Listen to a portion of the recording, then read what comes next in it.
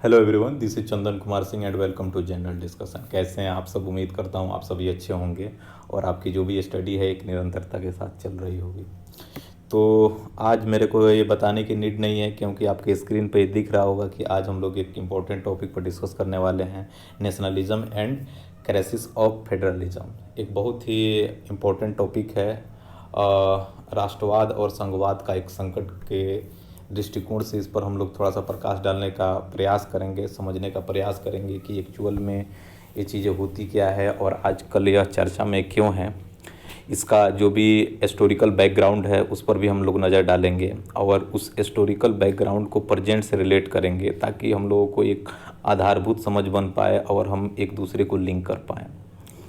तो friends, actually आप लोगों से मैं सॉरी चाहूँगा, क्योंकि मेरी जो भी वीडियो है एक टाइम की कमी की वजह से मैं नहीं ऐड कर पा रहा हूँ। जैसे जैसे मेरे पास टाइम होगी मैं आप लोगों के समक्ष प्रेजेंट होता रहूँगा। तो उम्मीद करता हूँ कि आप सभी मेरी बातों को समझ पा रहे होंगे। तो देखिए, यहाँ पर जैसा कि यहाँ पर टॉपिक से ही आप लोगों को ये क्लियर हो गया होगा कि ये मुद्दा क्या है। दो चीज़ें होती है, नेशनलिज्म और एक को बोलते हैं हम लोग फेडरलिज्म।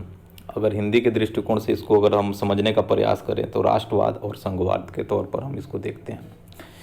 तो ये नेशनलिज्म जो वर्ड है ये काफ़ी पुराना और अतीत से चलता आ रहा है।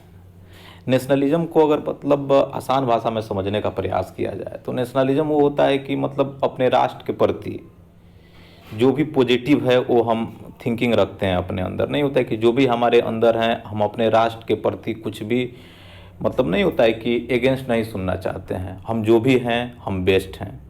और एक नहीं होता है कि उस जोग्राफिकल एरिया जो भी होता है या पॉलिटिकल जो भी एरिया होता है उस पर जितने भी लोग होते हैं उन लोगों में एकजुटता आ जाती है और एकजुटता होकर के कन्वर्ट हो जाती है आपको नेशनलिज्म में।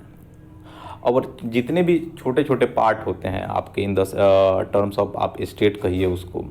स्टेट का मतलब मैं ये नहीं कह रहा हूँ कि मतलब आज के दृष्टिकोण में जो भी स्टेट हैं, जैसे इंडिया जो है हमारा कंट्री है यहाँ पे, तो उसके अंदर बहुत सारे स्टेट हैं। मैं स्टेट का मतलब ये बोल रहा हूँ कि पहले के अगर दृष्टिकोण से अगर समझिएगा तो बहुत सारे जो भी पार्ट होते थे उसको भी हम स्टेट के तौर पर ही समझने का प्रयास करते थे, कहते थे उसको।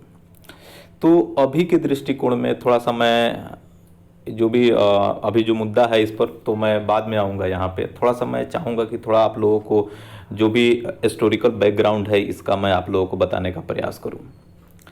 देखिए, जैसे तो मैंने आप लोगों को बताया कि नेशनलिज्म क्या है। संघ है कि जो संघों के मिलने से एक राष्ट्र का उत्पन्न होता है, एक डेवलप होता है राष्ट्र किसी भी को, जो भी कंट्री है। जैसे इंडिया के दृष्टिकोण से आप समझने का प्रयास कीजिए। जैसे इंडिया एक कंट्री है और इसमें नंबर ऑफ स्टेट हैं, वो उनका संघ है और उनके संघ से ही उनका जो म्यूचुअल अंडरस्टैंडिंग है, उनका जो बॉन्डिंग है, उस बॉन्डिंग के दृष्टिकोण से एक राष्ट्र बनता है और जो भी उनकी एक्टिविटी होती है, डेवलपमेंट होते हैं, वो करते हैं।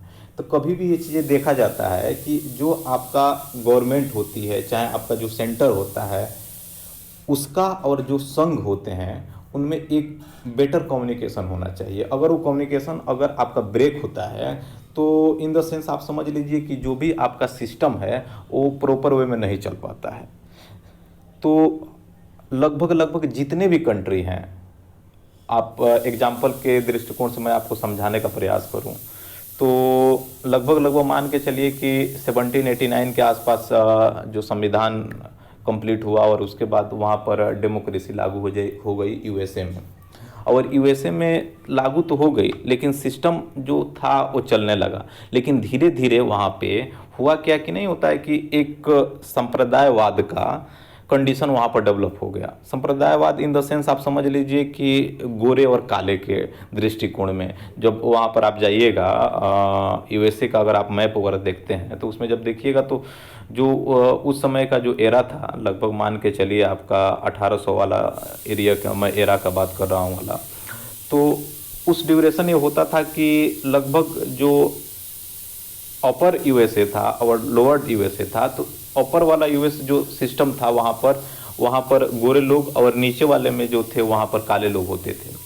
ऊपर वाला एरिया ज़्यादा डेवलप हो गया था, नीचे वाला एरिया अभी कृषि पर ही डिपेंडेंट था। तो हुआ क्या था कि एक प्रॉपर म्यूचुअल अंडरस्टैंडिंग नहीं हो पाती थी, एक कम्युनिकेट दोनों सिस्टम के बीच में नहीं हो पाता था, जिससे ये हुआ कि नहीं होता है कि बहुत सारे, मैं अभी आप लोगों को यहाँ पर यूएसए का जो रिवॉल्यूशन है मैं उसके डिस्कस नहीं करूँगा यहाँ पर, जो भी वहाँ पर गृह युद्ध हुआ उसका मैं यहाँ पर डिस्कस नहीं करूँगा। थोड़ा सा मैं उसका जो आधारभूत बातें बताने का प्रयास कर रहा हूँ ताकि आप लोगों को ये बातें समझ में आ जाए कि एक संघवाद का मीनिंग क्या होता है, मतलब क्या होता है, और एक राष्ट्रवाद के साथ उसको कंपेयर कैसे करेंगे, ये चीज़ को मैं बताने का प्रयास कर रहा हूँ यहाँ पे। तो वहाँ पर हुआ क्या कि जैसे अब जो साउथर्न हो गया और नॉर्दर्न हो गए, तो साउथर्न वाले में एक नहीं होता है कि दो पार्ट में बट गया, मतलब ये हो गया कि मतलब पूरा कंट्री तो यूएसए है लेकिन दो पार्ट में बट जाने का मतलब क्या हो गया कि यूनिटी दो पार्ट में बट जाना। अगर नेशनलिज्म के दृष्टिकोण से देखा जाए तो दो पार्ट में बढ़ जाता है यहाँ पे, एक नीचे और एक ऊपर, इन द सेंस आप नॉर्दर्न और साउदर्न के टर्म में आप समझ सकते हैं इस चीज़ को। तो वहाँ जब ये चीज़ें जब डेवलप हुई तो वहाँ पर जो संघ था, अब नहीं होता है कि दो पार्ट अगर मानते हैं कि दो चीज़ें हैं वहाँ पे, अगर दो चीज़ें अगर एक दूसरे से अलग हटती है तो कहीं ना कहीं आपका वो जो राष्ट्र है उस पर कहीं ना कहीं एक खतरा का सूचक मान सकते हैं इस चीज़ को आप। क्यों ऐसा हो रहा था? क्योंकि वहाँ पर मिसअंडरस्टैंडिंग हो गई थी, एक गवर्नमेंट जो थी वहाँ पे उस चीज़ को समझने का प्रयास नहीं कर रही थी, और गवर्नमेंट समझाने का भी प्रयास कर रही थी तो जो लोग थे वहाँ के साउदर्न और नॉर्दर्न, तो वो चीज़ें वो समझ नहीं पा रहे थे। वो उनके अंदर एक नहीं होता है कि एक अपने प्रति जो भी बातें थी वही बातें सच लगती थी और उसको फॉलो अप भी करते थे। तो वहाँ पर जैसे अब्राहम लिंकन साहब का आपने नाम सुना होगा, उन्होंने बहुत बेहतर तरीक़ा से उस पर रिफॉर्म किया और लगभग वहीं 1854 के आसपास ये वहाँ पर गृह युद्ध हुआ था वहाँ पर। और उसके बाद उन्होंने क्या किया कि पूरे वहाँ पर बहुत अपने सूझबूझ के साथ वहाँ पर पूरे को मैनेज किया, और मैनेज करने के बाद वो तो वहाँ पर तो एकता डेवलप हो गई उस समय के लिए। अब ये बात आप नहीं सोचेंगे कि अभी के समय में वहाँ पर अभी जो गोरे कालों को लेकर के अभी समस्या आ गया था, तो मैं अभी के एरा की बात नहीं कर रहा हूँ, मैं उस एरा का बात कर रहा हूँ। तो वहाँ ये चीज़ें तो वहाँ डेवलप हो गई उस समय, लेकिन इसका एक बहुत बड़ा बैड इफेक्ट ये हुआ कि अब्राहम लिंकन को मार दिया गया। शायद आप लोगों को ये चीज़ें पता भी होगी। बहरहाल उससे तो यहाँ पर ये चीज़ें डिफाइन होकर आती है कि जब नेशनलिज्म और राष्ट्रवाद, अगर गवर्नमेंट वहाँ की अच्छी थी, उसको समझने का प्रयास की, और जो भी एक बाउंडेशन था संघ का, उस संघ को वो लोग क्या किए, उसको मैनेज कीजिए, जो भी समस्याएं आ रही थी उसको उन्होंने कंट्रोल किया। वहाँ का सबसे बड़ी अगर रणनीति के दृष्टिकोण से अगर समझने का प्रयास किया जाए तो वहाँ लिंकन साहब ने जो सराउंडिंग का जो हस्तक्षेप आ रहे थे उन्होंने बिल्कुल उसको नहीं होता है कि कट कर दिया। होता क्या है, आप एग्जाम्पल के दृष्टिकोण से मैं समझाने का प्रयास करूँ, कभी भी आप पार्ट कब होता है किसी चीज़ में, जब उसमें थर्ड पर्सन जो उसमें एंट्री करते हैं तब कोई दो चीज़ें पार्ट होना प्रारंभ हो जाती है। तो उन्होंने क्या किया कि जो थर्ड पर्सन जो इसमें इशू आ रहे थे, जैसे अदर कंट्री उसमें हस्तक्षेप कर रहे थे, तो उसको उन्होंने एकदम से नहीं होता है कि बाउंड्री सील कर दिया, और जो भी करना है उन्होंने अपने तरीक़ा से करना प्रारंभ कर दिया। तो उनकी क्या थी, एक संघ था और उन्होंने समझने का प्रयास किया और उनको सफलता भी मिली। तो यहाँ पर आप लोगों को दो चीज़ें, एक तो नेशनलिज्म का मतलब ये समझ में आ गया कि पूरा राष्ट्र के प्रति आप समझने का प्रयास करें। उसके बाद यूएसए क्रांति में अगर एक चीज़ और आप ध्यान देने का प्रयास करें वहाँ पर, तो हुआ क्या था कि मतलब नेशनलिज्म था लेकिन वह बंट गया था। किस दृष्टिकोण में? गोरे और काले के दृष्टिकोण में।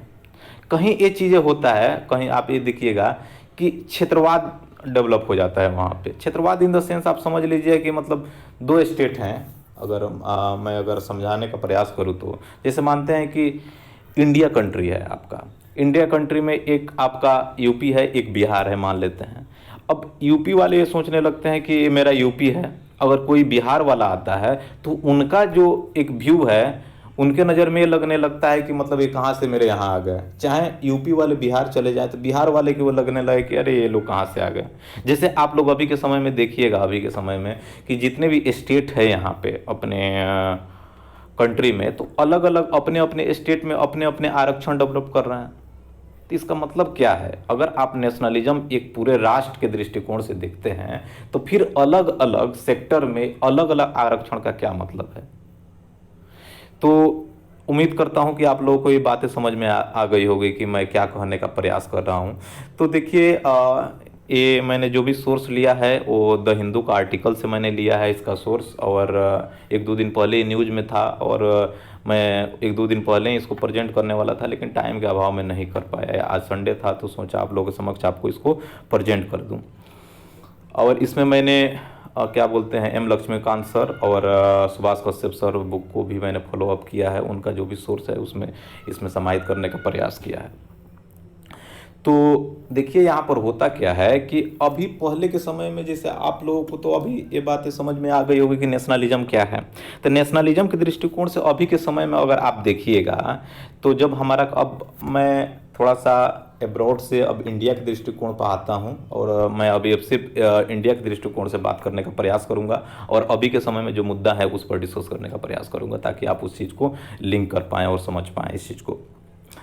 तो अभी के समय में क्या है कि जैसे 1947 में क्या हुआ, हमारा देश आज़ाद हुआ, और जब देश हमारा आज़ाद हुआ उस समय, तो उस समय नेशनलिज्म था, अभी अभी हम आज़ाद हुए थे, ठीक है। आज़ाद होने के बाद एक पूरे कंट्री में यूनिटी थी, और किसी प्रकार का एक कह सकते हैं कि पार्ट नहीं होने का कंडीशन नहीं था उस समय।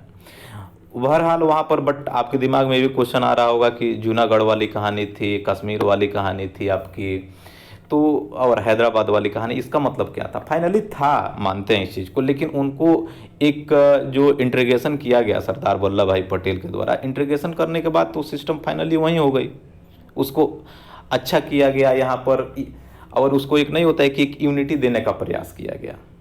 तो उस समय अगर देखें, अगर प्रयास करें आप, तो उस समय सिर्फ और सिर्फ एक नेशनलिज्म था इंडिया दृष्टिकोण में, और उसका नाम था, जैसे मैं यहाँ पर आप लोगों को इस वीडियो में दिख रहा होगा, मैंने 3 यहाँ पर नेशनलिज्म का नाम लिखा है, और तीनों नेशनलिज्म के बारे में उसको बताने का प्रयास करूँगा, और उसको लिंक कर पाऊँगा आज के जो भी दृष्टिकोण से, आज का जो अभी चल रहा है एरा, उस एरा से आप लोग उसको समझने का प्रयास कीजिएगा, कि ताकि आप लोगों को भी इसके प्रति एक आधारभूत समझ बनना चाहिए।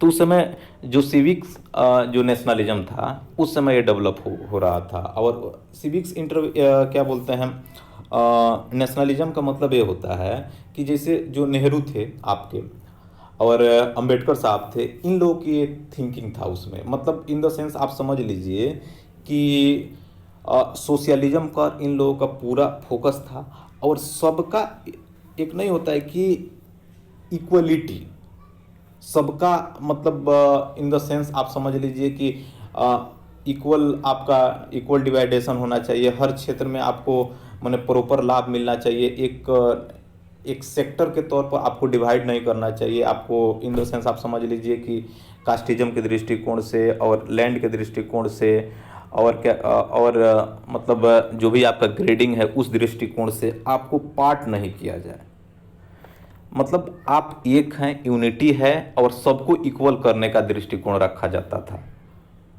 जाति कोई मैटर नहीं करता है आपके ऊपर, आप कितने पैसे वाले ये मैटर नहीं करना चाहिए, आपका आप कितना पहुंच रखते हैं ये मैटर नहीं करना चाहिए, आप कौन से एरिया से बिलोंग करते हैं ये मैटर नहीं करना चाहिए, आपका ज्योग्राफिकल एरिया क्या है वो मैटर नहीं करना चाहिए, आपका हिस्टोरिकल बैकग्राउंड क्या है ये मैटर नहीं करता। माने मेरे इन द सेंस आप समझ लीजिए किसी भी सेक्टर से आप लोगों को किसी प्रकार का एक नहीं होता है कि एक बैड एक्टिविटीज़ आपके अंदर डेवलप नहीं होना चाहिए, सबका एक मत होना चाहिए, और सबको अगर प्रॉफिट दिया जाए तो इक्वल दृष्टिकोण से दिया जाए, ठीक है। और वो चीज़ें भी थी, और धीरे धीरे वो चीज़ें डेवलप भी हो रही थी, और जैसे जैसे वो चीज़ें डेवलप होती गई होते होते, जब आपको अगर शायद याद हो 1970 के एरा में जाएं, उस समय कुछ हमारे कंट्री में कुछ डिसीजन लिए गए थे, जैसे आप लोगों को शायद याद हो 1975 का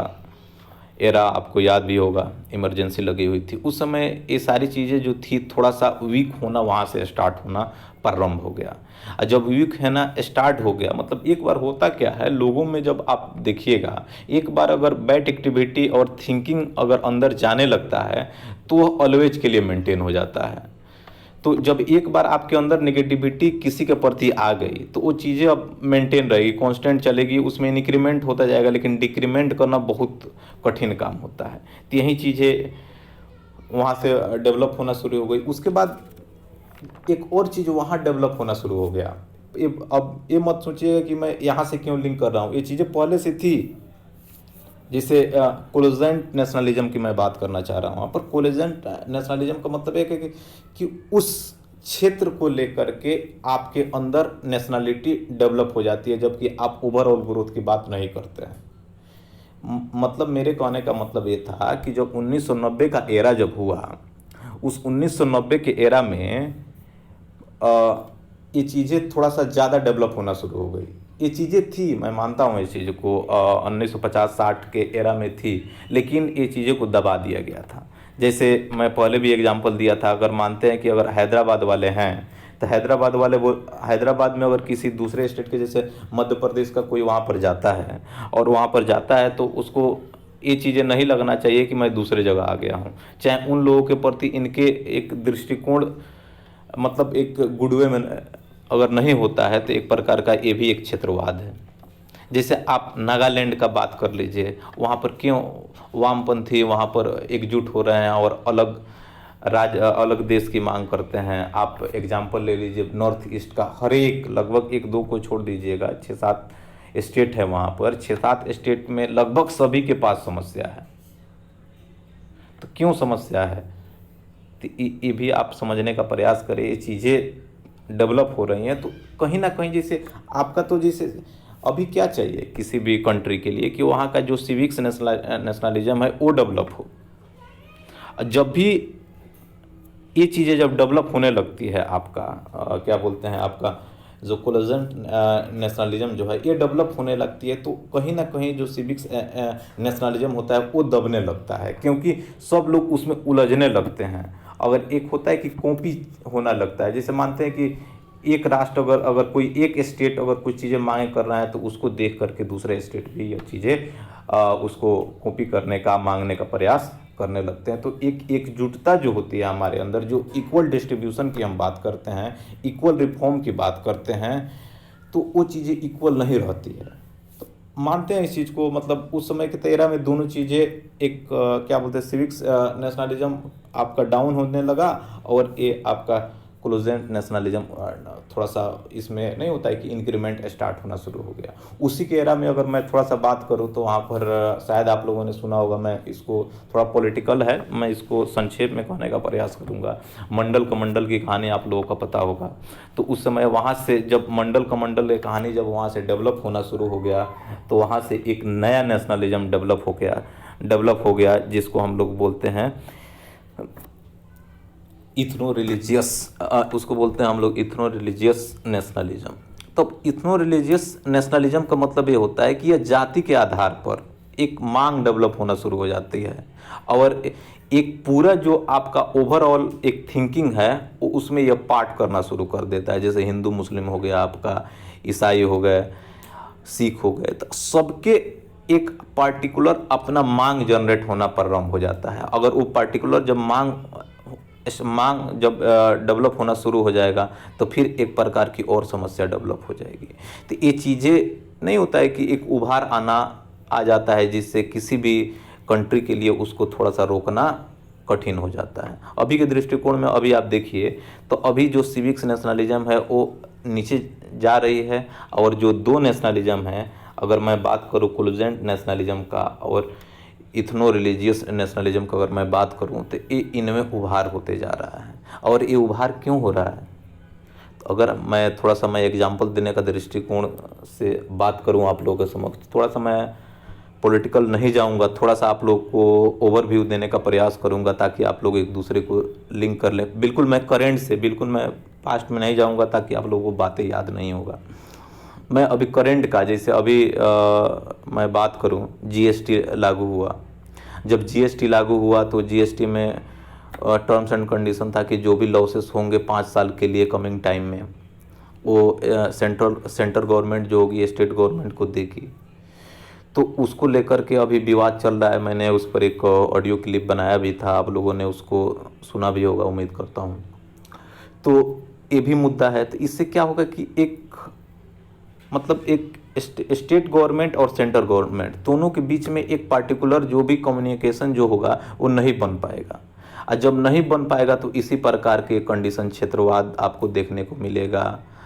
आप लोगों में नहीं होता है कि एथनो रिलीजियस कंडीशन देखने को मिलेगा, क्योंकि हर आदमी चाहेगा कि मतलब जनता को इधर उधर की बातें बता करके हम पार्टी में आए, हम सत्ता में आए, ये सारी चीज़ें डेवलप होगी वहाँ पे। एक और एग्जांपल देने का प्रयास करूँगा यहाँ पर। जैसे अभी गवर्नमेंट एक रिफॉर्म लेकर के आई है, अभी बात चल रहा है, बहुत मुद्दा है यहाँ पर गवर्नमेंट को लेकर के। किसान का जो एक रिफॉर्म है बहुत अच्छी रिफॉर्म है यहाँ पे। तो रिफॉर्म का मतलब ये है कि जैसे आत्मनिर्भर भारत जब यहाँ पर लॉन्च किया गया तो उस समय 3 चीज़ें, जैसे कॉन्ट्रैक्ट फार्मिंग और एक होता है एपीएमसी और ईसीए।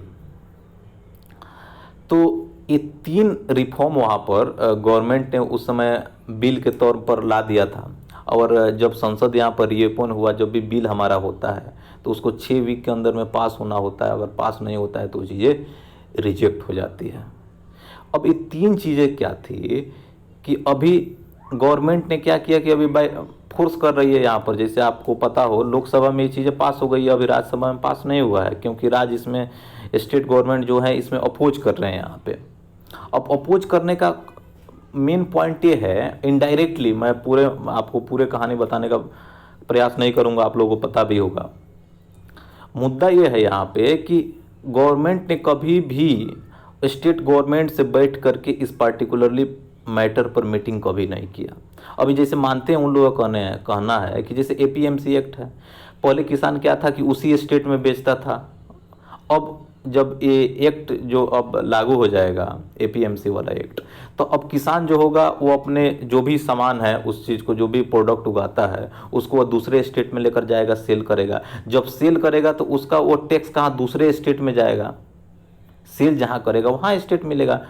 लेकिन जहाँ से अब जैसे मानते हैं कि पंजाब में ज़्यादा ग्रो अप होती है कोई चीज़ है, जब पंजाब में जब ज़्यादा ग्रो अप होती है तो वहाँ पर क्या होगा कि जहाँ पर वहाँ के किसान होंगे दूसरे जगह जाएंगे। जब दूसरे जगह जाएंगे तो यहाँ का इनकम लेस होगा, जहाँ पर वो सेल करेंगे वहाँ टैक्स ऐड होगा वहाँ पे। जब टैक्स वहाँ पर ऐड होगा तो एक तो जीएसटी की मार और उसके बाद ये मार सामने देखने को मिलेगा।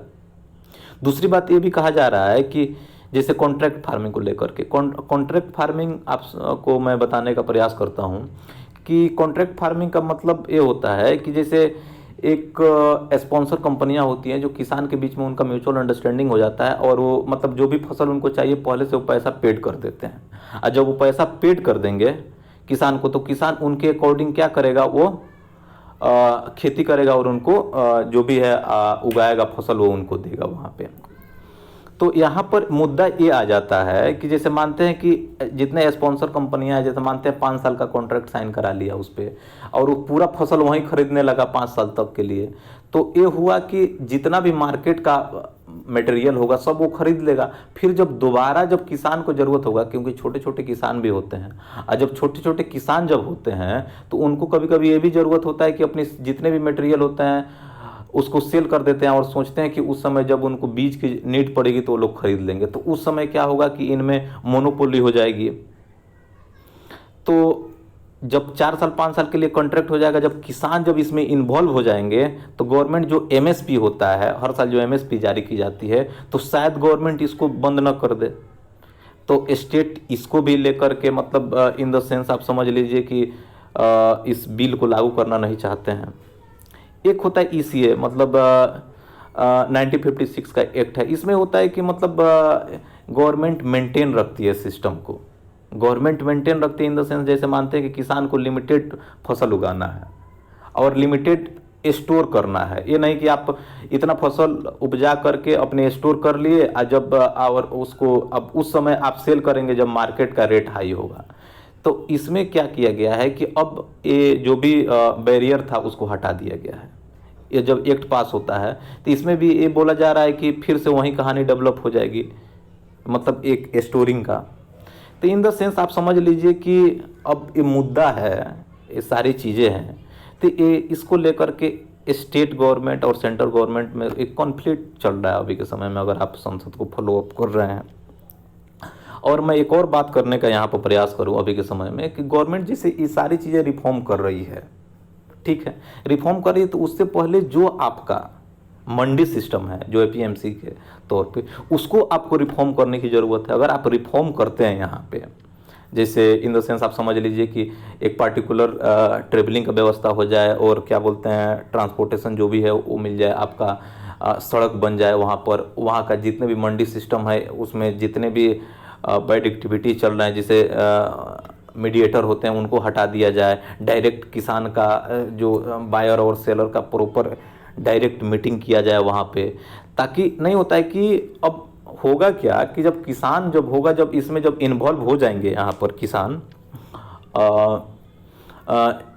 प्राइवेट पर बिल्कुल डिपेंडेंट हो जाएंगे यहाँ पर, जैसे स्पॉन्सर कंपनियाँ पर, तो ये होगा कि वहाँ पर लोगों में नहीं होता है कि मोनोपोली डेवलप होने लगेगी स्पॉन्सर का 2-4 साल के बाद। जो वो कहेंगे वो गवर्नमेंट क्या बोलते हैं किसान को सुनना पड़ेगा यहाँ पे। तो इस चीज़ को भी गवर्नमेंट को समझना चाहिए, यहाँ पर समझने का प्रयास करना चाहिए, ताकि जब आप ये यूनिफॉर्म कर रहे हैं यहाँ चीज़ें, तो उसके लिए जो मंडी सिस्टम है उस मंडी सिस्टम को भी आपको यहाँ पर डेवलप करना चाहिए कि ताकि दोनों पार्लर में चले, क्योंकि जितने नंबर ऑफ यूनिट्स होते हैं उतना ही सिस्टम स्मूथ चलता है। तो यहाँ पर मेरे को ऐसा लगता है कि आप सभी को समझ में आया होगा। इसमें जो भी अगर आपको कोई डाउट हो, अगर कोई चीज़ें समझ में नहीं आई होगी, तो आप लोग प्लीज़ कमेंट बॉक्स में इसमें पूछ सकते हैं। तो दीजिए मुझे इजाज़त, और मैं जल्द ही कोई दूसरे वीडियो के साथ आप लोगों के समक्ष प्रेजेंट होऊंगा यहाँ पे। तो जय हिंद, थैंक यू।